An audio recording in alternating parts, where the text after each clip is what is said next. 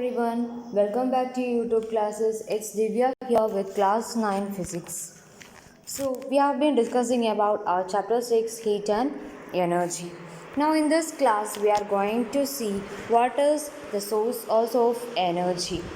Okay, before we go into the sources of energy or different types of sources, we should know what are the characteristics of a source of energy.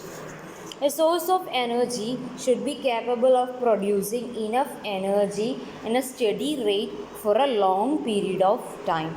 That is the foremost important characteristic of a source of energy. Now, other than that, it should be safe to use, convenient to use, easy to transport, and should be easy to store also.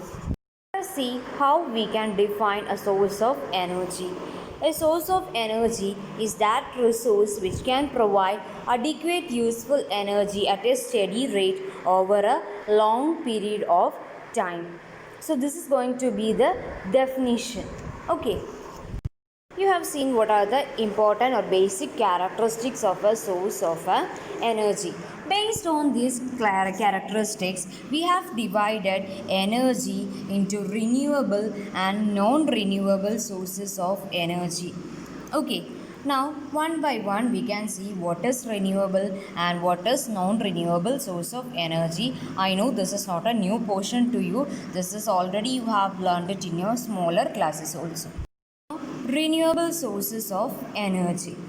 It is generally defined as energy that comes from resources which are naturally replenished from a human time scale. Or in short, or simply you can say that a natural resource providing us energy continuously.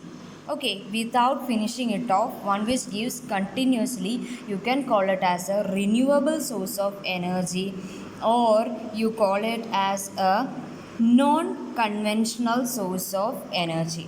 Renewable source of energy, you can also call it as non-conventional sources of energy. Okay, so this is what is about what is renewable energy. Now if you come to the examples, you have solar energy, wind energy, tidal energy, hydro energy, so many kinds of renewable sources of energy you are having from the nature itself. Now let us come to non-renewable sources of energy.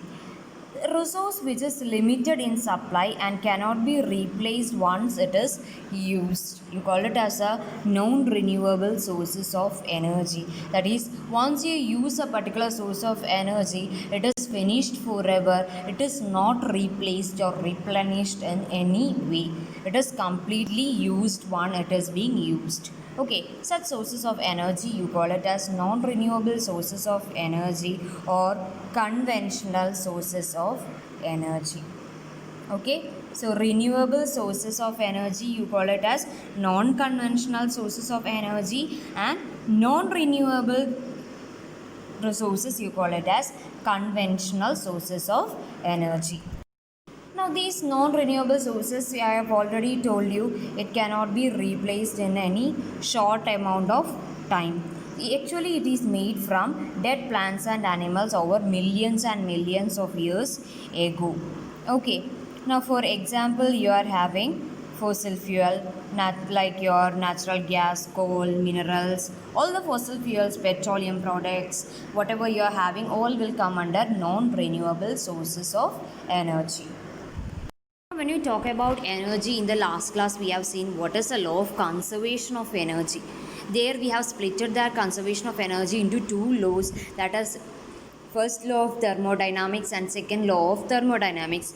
Now to explain this energy degradation, let us recollect that second law of thermodynamics. In what we have said is that whenever energy is converted from one form to another, some part is being used, gone without any usage, isn't it? Due to maybe due to friction, or maybe due to any other forms, heat energy or radiation. Mainly because of this, some part of energy will be wasted also when you convert it from one form to another.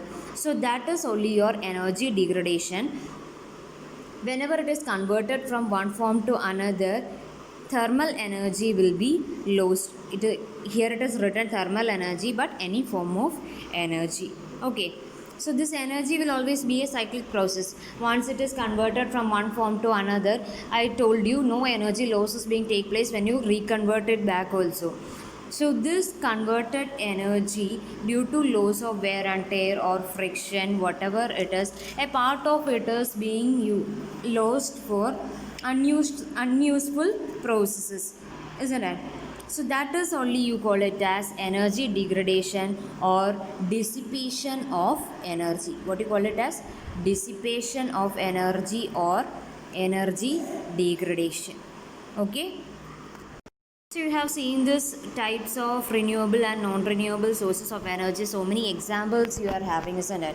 So each and every example we will find it out in the next video. What are the uses, how it is being formed, what are the characteristics, what are the drawbacks of each types of renewable and non-renewable sources of energy.